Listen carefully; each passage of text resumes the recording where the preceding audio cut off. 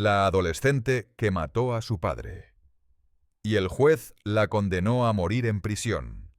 Dale like y suscríbete a Crímenes y Castigos para más análisis en profundidad de casos donde criminales despiadados enfrentaron la justicia en las Cortes de Estados Unidos. Deja un comentario abajo haciéndonos saber desde dónde estás viendo y qué caso te gustaría que cubriéramos a continuación. Tu apoyo nos ayuda a continuar trayendo estas importantes historias a la luz. Courtney Schulhoff tenía solo 16 años cuando se paró frente al juez en esa sala del Tribunal del Condado de Seminole, en Sanford, Florida, esperando escuchar su destino. Acababa de ser declarada culpable de asesinato en primer grado por orquestar la muerte brutal de su propio padre, un hombre de 48 años que la había acogido en su hogar después del divorcio, que había tratado de protegerla de un novio peligroso, que había intentado guiarla por el camino correcto incluso cuando ella se rebelaba contra cada límite que él establecía. El 27 de septiembre de 2006, el juez pronunció las palabras que alterarían la trayectoria completa de la vida de Courtney. Cadena perpetua sin posibilidad de libertad condicional. No 25 años, no 40 años. Cadena perpetua. Esto significaba que Courtney Schulhoff, apenas salida de la adolescencia, pasaría cada día restante de su existencia detrás de rejas. Envejecería en prisión, se marchitaría en prisión, moriría en prisión. Nunca sentiría el sol en su rostro como mujer libre. Nunca tendría una carrera, nunca se casaría, nunca tendría hijos, nunca experimentaría ninguna de las libertades y posibilidades que la mayoría de las personas de 16 años dan por sentadas mientras miran hacia su futuro. Para Courtney Schulhoff, no había futuro fuera de los muros de hormigón y alambre de púas del sistema penitenciario de Florida. Pero esta historia no termina con esa sentencia. Lo que sucedió después, cómo Courtney intentó salvar a su novio asesino, cómo el sistema legal estadounidense eventualmente reconoció que condenar a menores a morir en prisión violaba la Constitución, y cómo 11 años después un juez revisó su sentencia, todo esto revela las complejidades morales, legales y humanas de castigar a adolescentes que cometen los crímenes más atroces. Esta es la historia de Courtney Schulhoff, Stephen Schulhoff, Michael Morin, y una noche de febrero que destruyó a una familia y planteó preguntas fundamentales sobre justicia, responsabilidad y si alguien tan joven puede ser considerado irredimible para siempre. La ciudad y la familia. Altamonte Springs, Florida, se extiende a lo largo de la parte norte del condado de Seminole, a solo unas pocas millas al norte de Orlando, esa ciudad que es sinónimo de parques temáticos y turismo masivo. Pero Altamonte Springs tiene su propia identidad, una ciudad suburbana de aproximadamente 45.000 residentes que sirve como una comunidad residencial tranquila para familias que trabajan en el área metropolitana de Orlando. La ciudad está salpicada de complejos de apartamentos y condominios, centros comerciales y parques de oficinas, conectados por amplias avenidas bordeadas de palmeras y robles cubiertos de musgo español. El clima es típico del centro de Florida, caluroso y húmedo durante gran parte del año, con tardes de verano interrumpidas por tormentas eléctricas dramáticas que rugen desde el Golfo de México. Altamonte Springs tiene ese tipo de atmósfera suburbana estándar donde la gente se muda para encontrar viviendas asequibles cerca de empleos en Orlando, donde los niños asisten a escuelas públicas decentes, donde la vida transcurre con la normalidad predecible de cualquier suburbio estadounidense. No es un lugar conocido por crímenes violentos particularmente espectaculares. No es el tipo de comunidad que típicamente aparece en titulares nacionales. Pero en febrero de 2004, Altamonte Springs se convertiría en el escenario de un matricidio planeado que conmocionaría a la comunidad y finalmente llegaría a los tribunales más altos de Estados Unidos en debates sobre cómo la nación debe castigar a los delincuentes juveniles.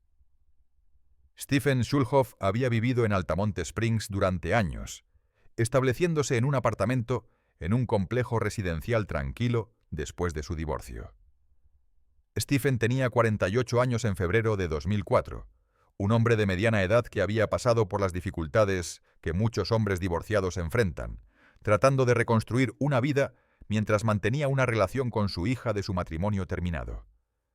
No era rico, no era famoso. Era un hombre trabajador ordinario que intentaba ganarse la vida honestamente y ser un buen padre para su hija adolescente que vivía con él. Después del divorcio, Courtney había venido a vivir con su padre en lugar de con su madre, un arreglo que a menudo sugiere tensiones o problemas en la relación madre-hija. Stephen asumió la custodia de Courtney y trató de proporcionarle un hogar estable, reglas consistentes y la guía que toda adolescente necesita mientras navega los años tumultuosos entre la niñez y la edad adulta. Para los estándares de cualquiera, Stephen Schulhoff estaba tratando de ser un buen padre. Cuando notó que Courtney estaba tomando decisiones preocupantes, cuando descubrió que estaba involucrada con un joven peligroso, tomó medidas. Cuando descubrió que ella estaba usando sus tarjetas de crédito sin permiso para hacer compras en línea, cortó su acceso a esas tarjetas. Cuando aprendió que su novio, un delincuente convicto de 20 años que estaba en libertad condicional por robo de auto, se estaba colando en su apartamento por la ventana del dormitorio de Courtney por la noche, confrontó a su hija y ordenó que pusiera fin a la relación. Estas no fueron acciones de un padre abusivo o negligente. Estas fueron acciones de un padre preocupado que podía ver que su hija adolescente se dirigía hacia problemas serios y estaba tratando de intervenir antes de que fuera demasiado tarde. Stephen Schulhoff estableció límites, impuso consecuencias. Dijo no cuando necesitaba decir no, e hizo todo lo que un padre responsable debería hacer cuando ve a su hijo tomando malas decisiones. Pero Courtney Schulhoff no veía a su padre como protector. Lo veía como un obstáculo. Lo veía como alguien que se interponía entre ella y lo que quería. Y lo que quería era su novio, Michael Morin, un joven de 20 años desempleado, sin hogar, con antecedentes penales, que representaba todo lo que Stephen había temido para su hija. Para febrero de 2004, la relación entre padre e hija se había deteriorado hasta el punto donde Courtney estaba hablando abiertamente con amigos sobre su odio hacia su padre. Y ese odio, alimentado por la rebeldía adolescente y la influencia de un novio mayor que no tenía nada que perder, eventualmente se metastizaría en algo mucho más oscuro y peligroso. La novia adolescente y el delincuente convicto. Courtney Christine Schulhoff nació el 27 de diciembre de 1987 en Washington, D.C. Para el tiempo que alcanzó la adolescencia, estaba viviendo en Florida con su padre después del divorcio de sus padres. Courtney asistió a Lyman High School en Longwood, Florida, una escuela secundaria pública que atendía a la comunidad de Altamonte Springs y las áreas circundantes. Pero Courtney luchaba académicamente y socialmente en Lyman. No prosperaba en el entorno escolar estructurado. Sus calificaciones eran pobres. Eventualmente abandonó la escuela y comenzó a trabajar hacia un GED en lugar de un diploma de escuela secundaria tradicional. Este abandono fue un punto de inflexión, alejándola de la supervisión y estructura que la escuela proporciona, dejándola con más tiempo libre y menos supervisión durante el día. Fue durante este periodo, cuando tenía 15 años, que Courtney conoció a Michael Lawrence Morin Jr. Se conocieron en un hipódromo de perros al otro lado de la calle de su antigua escuela secundaria, un lugar donde la adolescente que debería haber estado en clase pasaba su tiempo.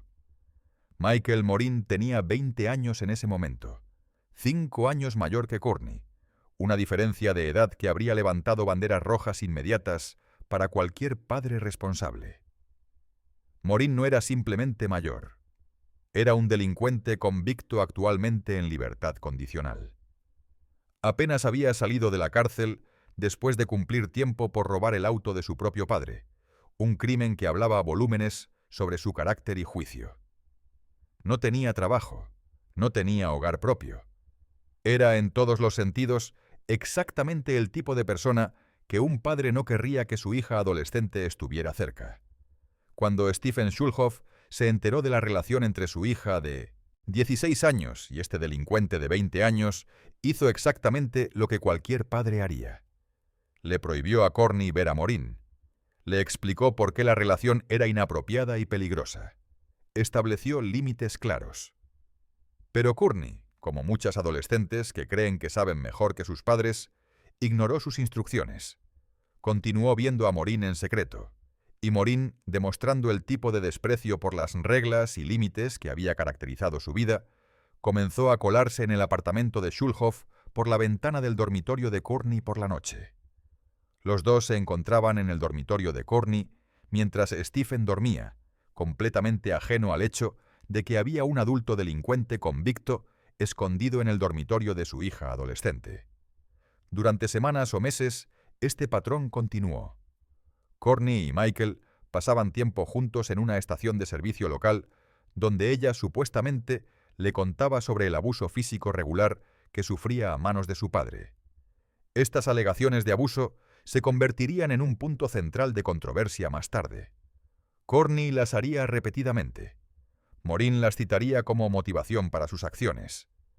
Pero la novia de Stephen, Elaine Book, quien conocía bien a la familia, más tarde afirmaría enfáticamente que las alegaciones eran completamente falsas, que Stephen nunca había abusado de Courtney, que de hecho era el único que se preocupaba lo suficiente por ella como para establecer límites y tratar de protegerla de sus propias malas decisiones. Ya sea que el abuso ocurriera realmente o si Courtney lo fabricó para justificar su odio hacia su padre y manipular a Maureen, nunca se probó concluyentemente en un tribunal de justicia.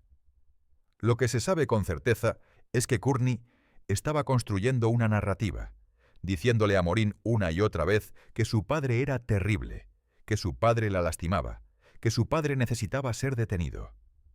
A principios de febrero de 2004, la situación llegó a un punto crítico. Stephen finalmente descubrió que Courtney había estado usando sus tarjetas de crédito para hacer compras en línea sin su permiso. Esto fue la gota que derramó el vaso. Stephen cortó el acceso de Courtney a las tarjetas de crédito, quitándole el privilegio que había estado abusando.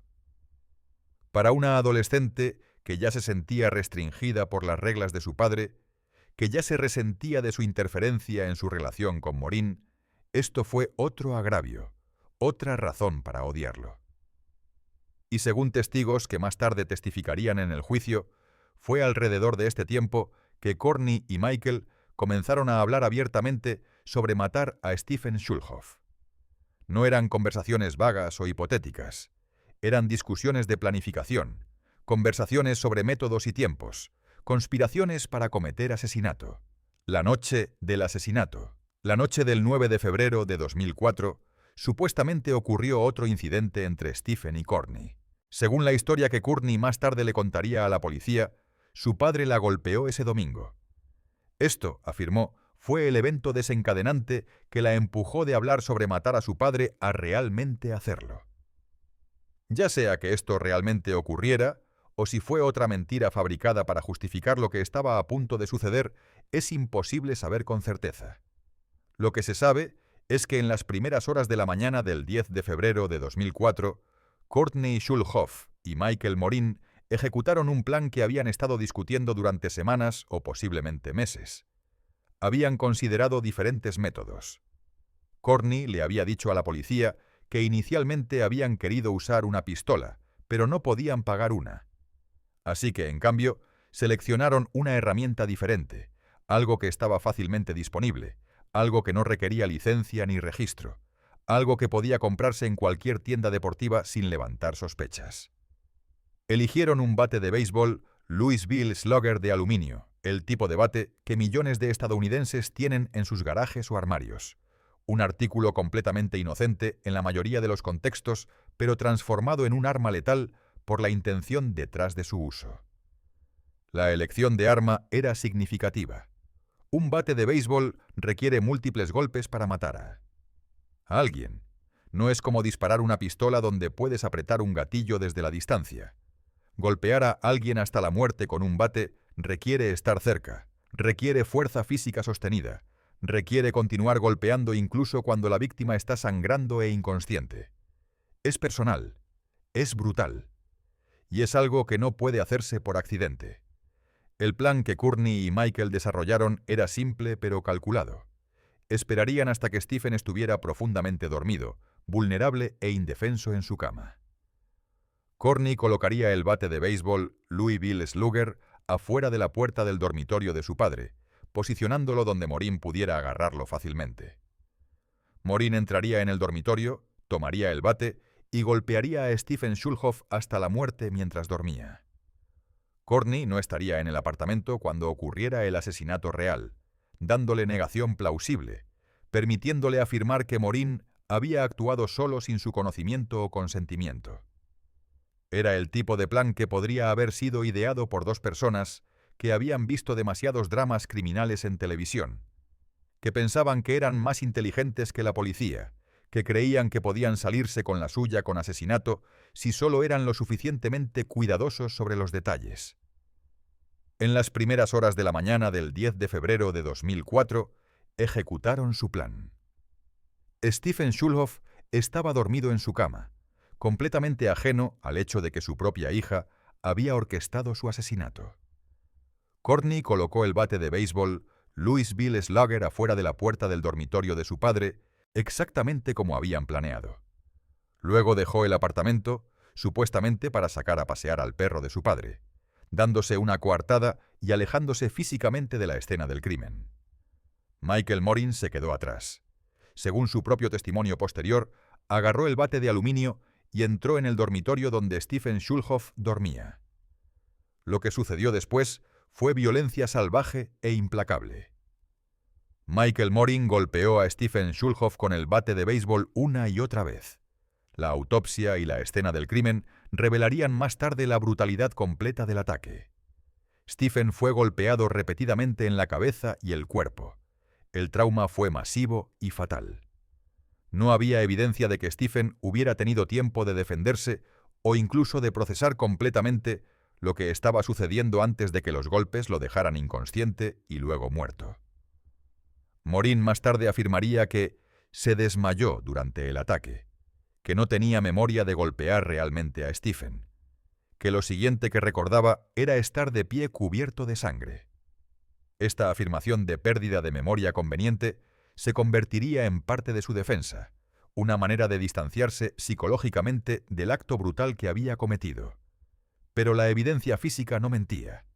Stephen Schulhoff había sido brutalmente golpeado hasta la muerte en su propia cama, en su propio apartamento, por un hombre que su hija había traído intencionalmente a su hogar. Después del asesinato, Maureen intentó limpiar la sangre de su cuerpo y ropa. Envolvió el cuerpo de Stephen en una manta y lo metió en un bote de basura, un intento grotesco de ocultar la evidencia del crimen. Cuando Courtney regresó de su paseo con el perro supuestamente 20 minutos después, encontró a Maureen cubierto de sangre y el apartamento convertido en una escena de crimen. Según su historia inicial a la policía, Maureen le dijo que había cuidado del problema, que había matado a su padre y que la mataría también si se lo contaba a alguien. Esta historia la presentaba como víctima, como alguien que no había sabido que el asesinato iba a ocurrir, que había sido amenazada con el silencio por su novio asesino. Pero como se revelaría más tarde, esta era otra mentira diseñada para protegerse. La huida y la captura. Después del asesinato, Courtney y Michael hicieron algo que reveló su juventud e inmadurez, incluso en medio de cometer un acto tan calculado y brutal. Tomaron la camioneta de Stephen, sus llaves, su billetera y su teléfono celular. Y condujeron 20 millas hasta un McDonald's en Orlando, donde aparentemente comieron como si fuera un día ordinario, como si no hubieran acabado de participar en matar a alguien. Esta decisión, detenerse en McDonald's después de cometer asesinato, habla de cierta desconexión de la realidad, una incapacidad de comprender la gravedad de lo que habían hecho. No huyeron inmediatamente de la ciudad, no trataron de crear coartadas elaboradas. Fueron a comer comida rápida. Más tarde ese día, regresaron al apartamento de Stephen. Maureen le había dicho a la policía que habían planeado llevar el cuerpo de Stephen al condado de Brevard y arrojarlo desde un puente, un plan que sugiere que habían pensado sobre la disposición del cuerpo, pero no habían anticipado completamente las dificultades logísticas de mover un cadáver. Pero antes de que pudieran ejecutar este plan, fueron interrumpidos por un visitante inesperado. Elaine Book, la novia de Stephen, vino al apartamento para chequear a Stephen. Cuando Stephen no respondió a sus llamadas telefónicas o mensajes de texto, Elaine se preocupó y decidió pasar por el apartamento personalmente. Cuando llegó al apartamento el 11 de febrero de 2004, vio a Courtney y Michael dentro. Algo en su comportamiento la alarmó. Cuando la pareja la vio y huyó del apartamento, Elaine supo que algo estaba terriblemente mal. Inmediatamente llamó al 911, reportando la actividad sospechosa y su incapacidad de contactar a Stephen. La policía de Altamonte Springs respondió a la llamada de Elaine y rápidamente descubrió el cuerpo de Stephen Schulhoff en el apartamento. La escena del crimen pintaba un cuadro claro de lo que había sucedido. Había evidencia del ataque violento, sangre por todo el dormitorio, el bate de béisbol que había sido usado como arma del asesinato. Los investigadores inmediatamente identificaron a Courtney Schulhoff y Michael Morin como sus principales sospechosos. Courtney fue puesta bajo custodia de autoridades juveniles ese mismo día. Morin fue arrestado y encontrado en posesión de la billetera de Stephen, las llaves del auto y el teléfono celular, evidencia que lo vinculaba directamente al crimen. Enfrentaba cargos de asesinato en primer grado con premeditación. Courtney también fue acusada de asesinato en primer grado, y a pesar de ser solo 16 años, sería juzgada como adulta bajo las leyes de Florida que permiten la transferencia de menores acusados de delitos capitales al sistema de justicia para adultos. Durante los interrogatorios policiales iniciales, tanto Courtney como Michael dieron declaraciones que intentaron minimizar su propia culpabilidad mientras implicaban al otro. Courtney contó su historia sobre estar paseando al perro mientras Morin cometió el asesinato, sobre regresar para encontrarlo cubierto de sangre, sobre ser amenazada con el silencio. Morin contó una historia diferente. Dijo que Courtney había planeado todo, que ella había colocado el bate fuera de la puerta del dormitorio de su padre, que ella lo había presionado para matar a Stephen a pesar de sus intentos de hablarla fuera de ello. Dijo que había intentado convencer a Courtney de que no mataran a su padre, pero que ella había insistido. Y luego afirmó que se había desmayado durante el ataque real y no recordaba golpear a Stephen. En una segunda entrevista con la policía, Courtney finalmente admitió más de su participación. Reconoció que había esperado en el área de canchas de tenis del complejo de apartamentos mientras Morin mataba a su padre. Admitió que había colocado intencionalmente el bate de béisbol junto a la puerta para que Morin lo usara. Esta admisión socavó su historia inicial de que había sido una víctima inocente amenazada por Morin, revelando que había sido participante activa en la planificación y ejecución del asesinato. El juicio de Courtney Schulhoff. Courtney Schulhoff fue la primera de los dos acusados en ir a juicio. Su juicio comenzó el 26 de septiembre de 2006, más de 2 años después del asesinato, en el Tribunal del Circuito del Condado de Seminole, en Sanford, Florida. El gran jurado del Condado de Seminole había acusado tanto a Courtney como a Morin de asesinato premeditado en primer grado en conexión con la muerte de Stephen Schulhoff, el 10 de febrero de 2004. Para Courtney, procesada como adulta a pesar de tener solo 16 años en el momento del crimen, las apuestas no podrían haber sido más altas. Los fiscales querían buscar la pena de muerte contra Morin, según el fiscal asistente Jim Carter, pero Courtney era demasiado joven para la pena capital bajo la ley de Florida. Sin embargo, enfrentaba cadena perpetua sin posibilidad de libertad condicional si era condenada de asesinato en primer grado. Los fiscales presentaron un caso que argumentaba que aunque Michael Morin había cometido físicamente el asesinato, Courtney Schulhoff lo había orquestado. Presentaron evidencia de testigos que habían escuchado a Courtney y Morin hablando sobre matar a Stephen Schulhoff meses antes del ataque del 10 de febrero de 2004. Estos testimonios establecieron que el asesinato había sido planeado durante un periodo significativo de tiempo. No fue un crimen de pasión o un acto impulsivo de violencia, sino un plan calculado y premeditado. Los fiscales detallaron cómo Courtney había colocado estratégicamente el bate de béisbol Louisville Slugger fuera de la puerta del dormitorio de su padre, creando fácil acceso para Morin mientras mantenía su propia distancia del acto físico.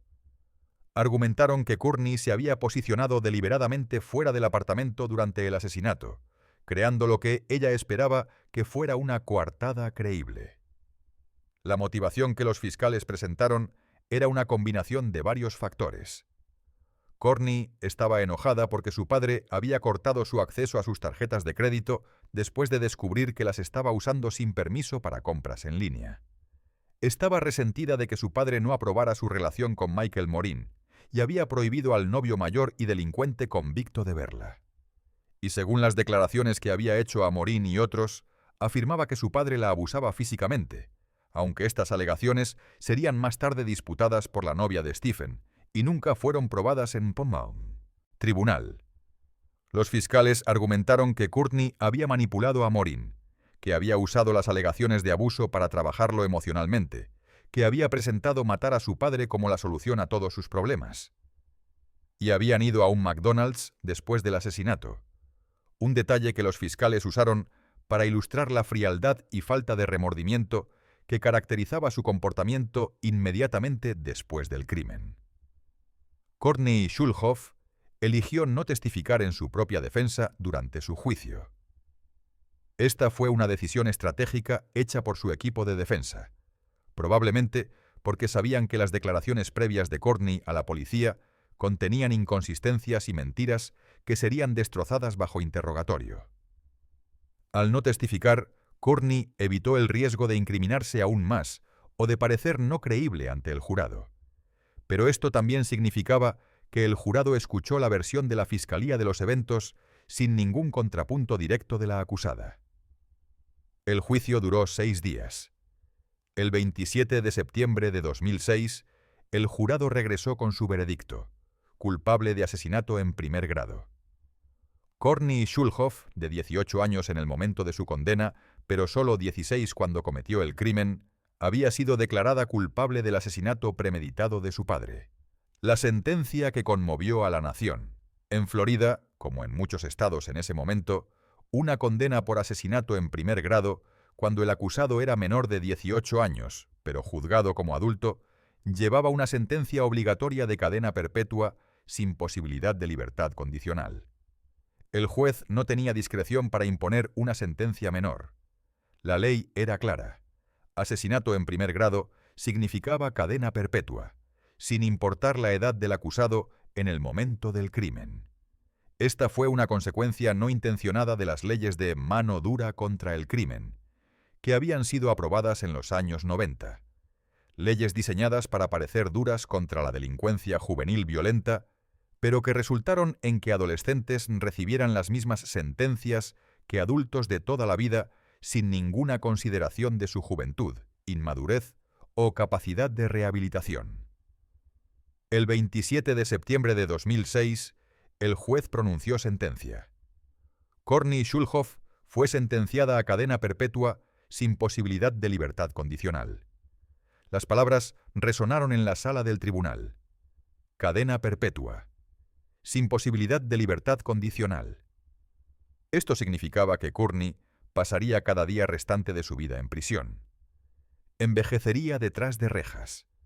No tendría oportunidad de parole, no tendría revisión de sentencia, no tendría ninguna esperanza de libertad sin importar cuánto cambiara, creciera o se rehabilitara en prisión. Moriría en una institución correccional de Florida, probablemente décadas en el futuro cuando fuera una anciana, después de haber pasado mucho más tiempo en prisión que libre. Después de que el juez pronunció la sentencia obligatoria, algo extraordinario sucedió. Courtney Schulhoff habló en la corte abierta, haciendo una declaración que sorprendió a todos en la sala del tribunal y alteraría fundamentalmente el caso contra Michael Morin. «Su señoría», dijo Courtney, su voz clara y firme a pesar de las circunstancias, «me gustaría admitir abiertamente en la corte que Michael Morin no es la persona que mató a mi padre. Yo lo fui, así que acepto plena responsabilidad y acepto el veredicto».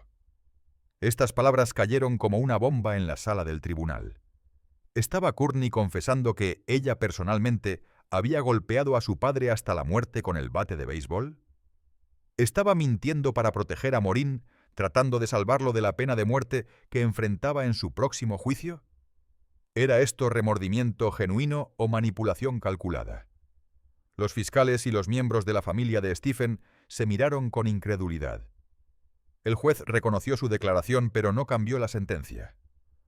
Courtney había sido condenada basándose en la evidencia presentada en su juicio. Evidencia que mostró concluyentemente que ella había orquestado el asesinato, incluso si Maureen había blandido físicamente el bate. Courtney fue llevada de la sala del tribunal y transportada a la institución correccional de Lowell, una prisión femenina en Ocala, Florida, donde comenzaría a cumplir su sentencia de cadena perpetua. Tenía 18 años. Toda su vida adulta se extendía ante ella, y toda sería vivida dentro de los muros de prisión. Nunca experimentaría vivir independientemente como adulta. Nunca iría a la universidad. Nunca tendría un primer trabajo, o apartamento, o auto. Nunca tendría una primera cita real, o baile, o matrimonio. Nunca tendría hijos. Todos los hitos y experiencias que definen la edad adulta estadounidense le serían negados. Su vida se había congelado efectivamente a los 16 años, el momento en que orquestó el asesinato de su padre, y ahora simplemente envejecería en su lugar, acumulando años, pero nunca progresando realmente más allá de la adolescente que había tomado esa decisión terrible y fatal. El juicio de Michael Maureen y el testimonio sorpresa. El juicio de asesinato de Michael Lawrence Maureen Jr. comenzó el 16 de abril de 2007, varios meses después de la condena de Courtney. A diferencia de su exnovia, Maureen enfrentaba una posible sentencia de muerte si era condenado. Los fiscales buscaban activamente la pena capital, argumentando que Maureen había cometido un asesinato atroz y premeditado que justificaba la máxima sanción que la ley de Florida permitía. Para Maureen, las apuestas literalmente no podrían haber sido más altas. No se trataba solo de pasar su vida en prisión. Se trataba de si Florida lo ejecutaría por su crimen. Durante su testimonio en su propio juicio, Maureen admitió matar a Stephen Schulhoff, pero expresó arrepentimiento por la acción. Describió cómo Courtney lo había presionado para cometer el asesinato, cómo ella había afirmado que su padre la abusaba, cómo ella había presentado matar a Stephen como la única manera de escapar de una situación intolerable. Maureen testificó que había tratado de hablar a Courtney fuera de matar a su padre, pero que ella había insistido. Repitió su afirmación de que se había desmayado durante el ataque real y no recordaba golpear a Stephen con el bate de béisbol. Lo siguiente que recordaba, testificó, era estar de pie cubierto de sangre, lavándose en el baño mientras procesaba el horror de lo que había hecho. Pero entonces vino el momento verdaderamente dramático del juicio de Maureen. La defensa llamó a un testigo sorpresa al estrado. Ese testigo era Courtney Schulhoff. Courtney había sido transportada desde la prisión de Lowell de vuelta al tribunal del condado de Seminole para testificar en el juicio de Maureen. Y cuando tomó el estrado, repitió la confesión que había hecho en su propia audiencia de sentencia. Testificó que ella, no Michael Maureen, había golpeado a su padre hasta la muerte con el bate de béisbol. Después de su condena, Courtney había dado una nueva declaración, una declaración que afirmaba que ella era la que había empuñado físicamente el bate, que había sido ella quien había entrado en el dormitorio de su padre y lo había matado mientras dormía. Los fiscales argumentaron vigorosamente que el testimonio de Courtney era una mentira diseñada para salvar a Maureen de la pena de muerte. Señalaron todas las inconsistencias entre esta nueva historia y sus declaraciones previas a la policía. Recordaron al jurado que Courtney había admitido originalmente esperar en las canchas de tenis mientras Maureen mataba a su padre, que Maureen había salido cubierto de sangre, que toda la evidencia física apoyaba la narrativa de que Maureen había cometido el acto físico del asesinato. Los fiscales argumentaron que Courtney todavía estaba enamorada de Maureen, que estaba dispuesta a mentir bajo juramento para tratar de salvarlo, que su nuevo testimonio carecía de credibilidad y debía ser rechazado. El jurado en el juicio de Maureen deliberó sobre toda la evidencia, las declaraciones iniciales de ambos acusados, el testimonio de testigos sobre su relación y planificación, la evidencia física de la escena del crimen, el testimonio de Maureen de que se había desmayado y el nuevo testimonio de Courtney de que ella había cometido el asesinato. El 26 de abril de 2007, el jurado regresó con su veredicto. Culpable de asesinato en primer grado. No creyeron la nueva historia de Courtney. Concluyeron basándose en toda la evidencia que Michael Morin había sido el que físicamente golpeó a Stephen Schulhoff hasta la muerte con el bate de béisbol, incluso si Courtney había orquestado el asesinato. Morin fue sentenciado a cadena perpetua sin posibilidad de libertad condicional. Los fiscales finalmente no buscaron la pena de muerte, una decisión que puede haber sido influenciada por su juventud relativa en el momento del crimen o por cálculos estratégicos sobre la probabilidad de asegurar una sentencia de muerte. Morin fue enviado a la institución correccional Taylor, donde comenzó a cumplir su sentencia de cadena perpetua. El giro constitucional. Durante años, Courtney Schulhoff permaneció encarcelada en Lowell, cumpliendo su sentencia de cadena perpetua sin libertad condicional. Participó en programas de prisión. Trabajó en los trabajos disponibles para los reclusos. Envejeció de adolescente a adulta enteramente dentro de los confines de la prisión estatal de Florida. Su historia podría haber terminado allí. Otra estadística. Otro joven condenado a morir en prisión por un crimen cometido en la adolescencia. Pero entonces la Corte Suprema de Estados Unidos comenzó a emitir una serie de decisiones históricas que fundamentalmente alterarían cómo Estados Unidos castiga a los delincuentes juveniles.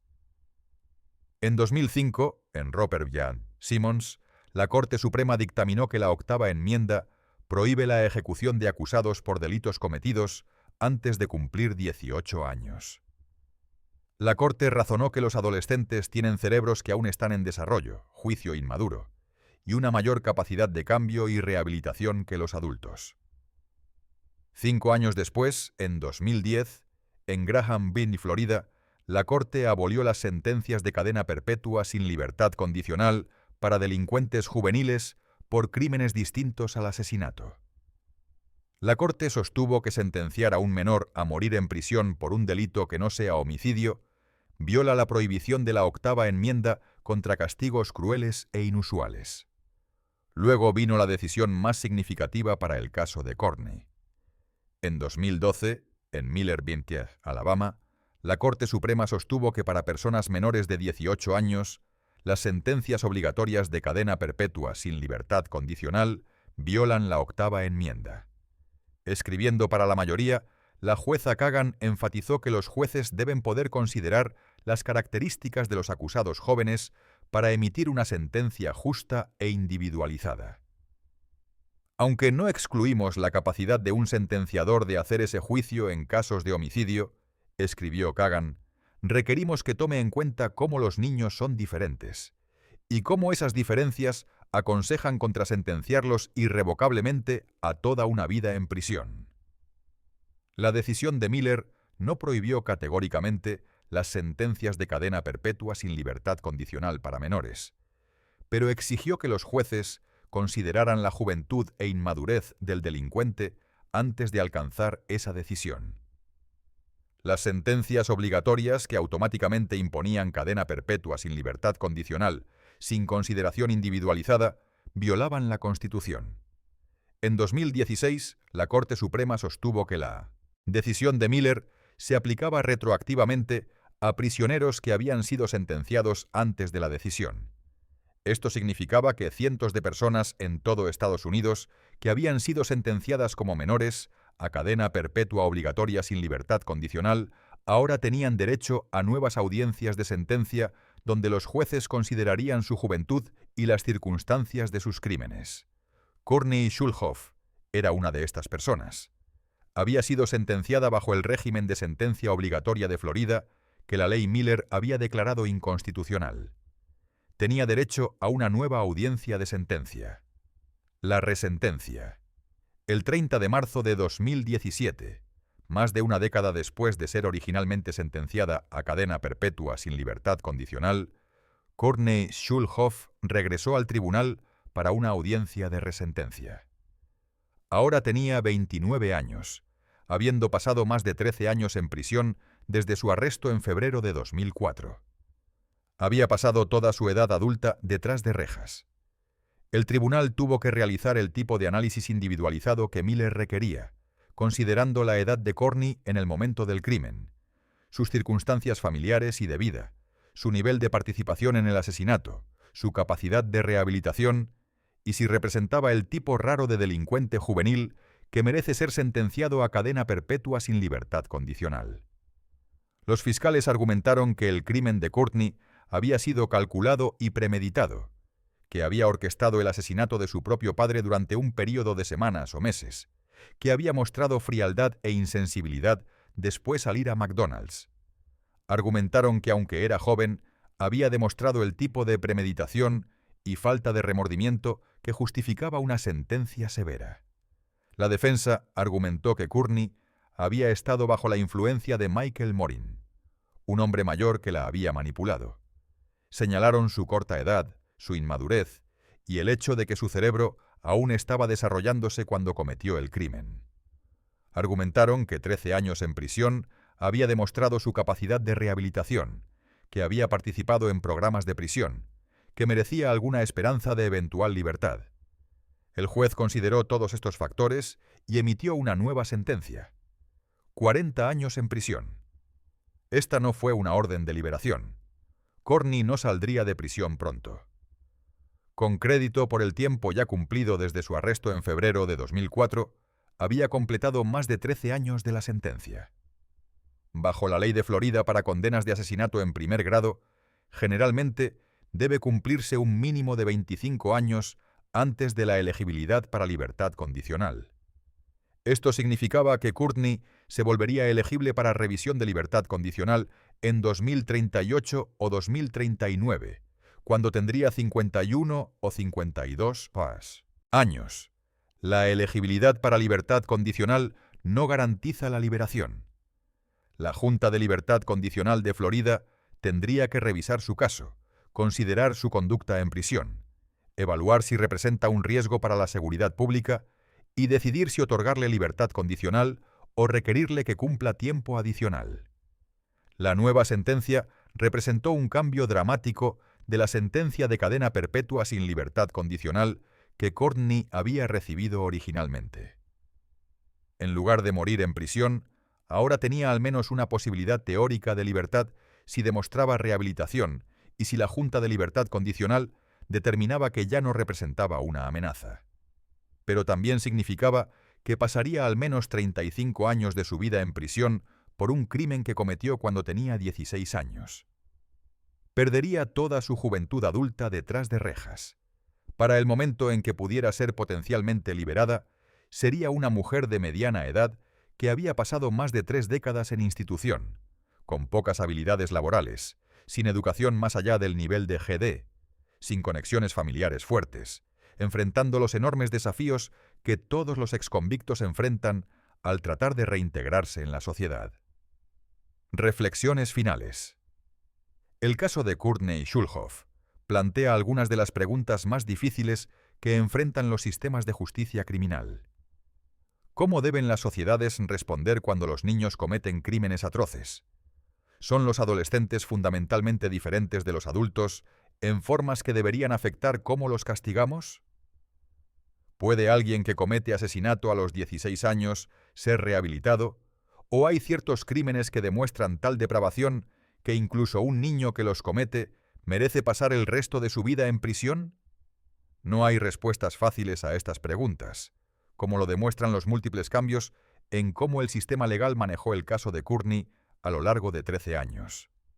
La evidencia es clara de que Courtney Schulhoff orquestó el asesinato de su padre. Colocó el arma del asesinato donde su novio podía acceder fácilmente. Se posicionó fuera del apartamento durante el asesinato para crear distancia del acto físico. Conspiró durante semanas o meses sobre cómo matar a Stephen.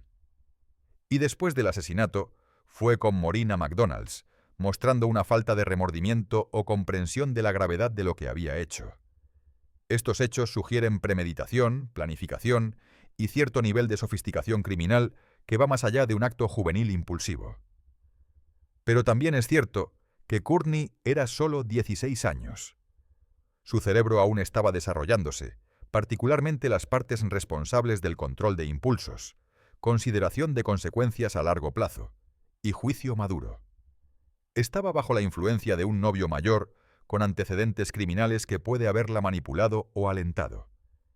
Estaba atravesando la adolescencia, ese período tumultuoso cuando las emociones corren altas, cuando los conflictos con los padres pueden sentirse insuperables, cuando los adolescentes carecen de la perspectiva para entender que los problemas actuales son temporales y manejables. Ninguno de estos factores excusa lo que hizo, pero sí proporcionan contexto que ayuda a explicar cómo una adolescente de 16 años pudo llegar a un punto donde creyó que matar a su padre era una solución aceptable a sus problemas. La Corte Suprema de Estados Unidos, a través de su serie de decisiones sobre sentencias juveniles, ha reconocido que los niños son diferentes de los adultos en formas que importan legalmente. Los adolescentes son más impulsivos, más susceptibles a la presión de pares, menos capaces de considerar consecuencias a largo plazo y más capaces de cambio y rehabilitación que los adultos. Estas diferencias no significan que los adolescentes que cometen crímenes graves no deban ser responsabilizados, pero sí significan que la ley debe considerar su juventud al determinar castigos apropiados. La sentencia de cadena perpetua sin libertad condicional, que esencialmente dice que un adolescente nunca cambiará, nunca se rehabilitará, nunca puede ser nada más que lo que era a los 16 años, es incompatible con lo que sabemos sobre desarrollo adolescente y capacidad humana de crecimiento. Para Stephen Schulhoff, no hay justicia que pueda devolverlo. Fue asesinado brutalmente por su propia hija y el novio de ella mientras dormía en su propia casa, un lugar donde debería haber estado seguro. Estaba tratando de ser un buen padre, estableciendo límites con su hija adolescente, tratando de protegerla de un novio peligroso e intentando enseñarle responsabilidad sobre cosas como el uso de tarjetas de crédito. Y fue asesinado por ello. Su novia, Elaine Book, más tarde afirmaría que las alegaciones de abuso de Courtney eran falsas, que Stephen era el único que realmente se preocupaba lo suficiente por Courtney como para establecer límites. «Mataron a la persona equivocada», dijo Elaine después del juicio de Morin. Steve era la única persona que se preocupaba lo suficiente por Courtney como para acogerla. Cometieron un error terrible. La familia extendida de Stephen, sus amigos, su novia, todos perdieron a alguien que amaban debido a la violencia sin sentido cometida por dos adolescentes que pensaron que matar resolvería sus problemas. Michael Morin continúa cumpliendo su sentencia de cadena perpetua sin libertad condicional en la institución correccional Taylor. A diferencia de Courtney, él no ha recibido una sentencia reducida. La decisión de Miller se aplicaba específicamente a menores, personas menores de 18 años en el momento de sus crímenes. Morin tenía 20 años cuando mató a Stephen Schulhoff, colocándolo justo fuera del umbral de las protecciones constitucionales para delincuentes juveniles. Pasará el resto de su vida en prisión, envejeciendo y eventualmente muriendo detrás de rejas por el crimen que cometió cuando tenía 20 años bajo la influencia y persuasión de su novia adolescente. Courtney Schulhoff permanece encarcelada en la institución correccional de Lowell en Ocala, Florida. Ha cumplido más de 20 años de su sentencia de 40 años. Se volverá elegible para revisión de libertad condicional en los próximos años. Ya sea que la Junta de Libertad Condicional de Florida la libere o le requiera cumplir tiempo adicional, dependerá de muchos factores: su conducta en prisión, su participación en programas de rehabilitación, evaluaciones psicológicas de su carácter y riesgo de reincidencia, y si ha demostrado remordimiento genuino y comprensión de la gravedad de lo que hizo. Ha pasado más tiempo en prisión que libre, toda su edad adulta vivida dentro de muros de prisión, una consecuencia de una decisión que tomó cuando tenía solo 16 años. Esta historia no tiene finales felices. Un hombre está muerto, asesinado por su propia hija. Un joven de 20 años pasará su vida entera en prisión. Una adolescente que orquestó el asesinato de su padre ha perdido décadas de su vida al encarcelamiento y puede nunca experimentar libertad real como adulta. Las únicas lecciones que podemos extraer de esta tragedia son recordatorios de verdades fundamentales sobre humanidad, familia y justicia. Los adolescentes son capaces de violencia terrible, pero también son capaces de cambio y crecimiento de maneras que los adultos a menudo no lo son. Los padres que intentan establecer límites con adolescentes difíciles merecen apoyo, no vilipendio. Y el sistema de justicia debe equilibrar responsabilidad con reconocimiento de que los niños son diferentes de los adultos en formas que importan legalmente y moralmente. Dale like y suscríbete a Crímenes y Castigos para más análisis en profundidad de casos donde criminales despiadados enfrentaron la justicia en las Cortes de Estados Unidos. Deja un comentario abajo haciéndonos saber desde dónde estás viendo y qué caso te gustaría que cubriéramos a continuación. Tu apoyo nos ayuda a continuar trayendo estas importantes historias a la luz.